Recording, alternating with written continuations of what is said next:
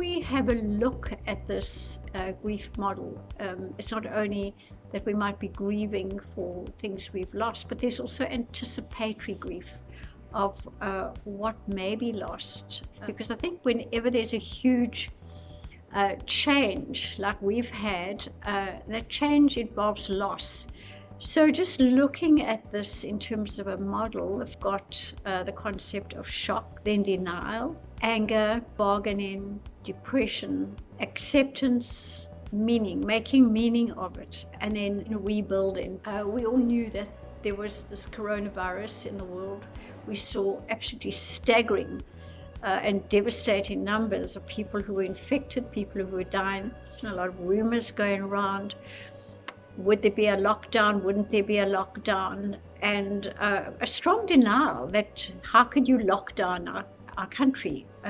Then when it became clear that there was going to be a lockdown, we saw people coping by trying to take control. Lots and lots of buying, lots and lots of trying to gather information. But sometimes it is about a denial that this is really that serious.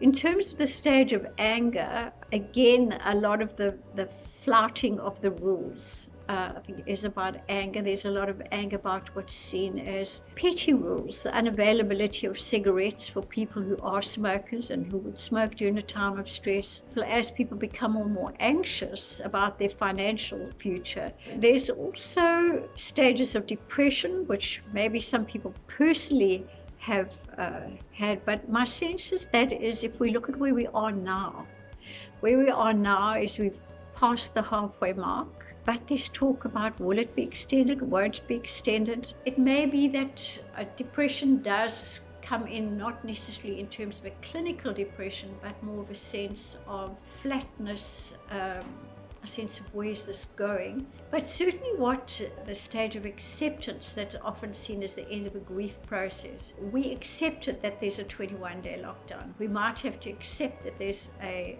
extension. But acceptance really refers in the bigger picture to the acceptance of the real big implications of this, which we don't know. We're not going to come out of this the same people we were before. It would be a pity if it hasn't changed us, and that's the stage of making meaning. A lot of people have refound values, real basic values in their home, in human relationships, in supporting others, in being supportive, found compassion.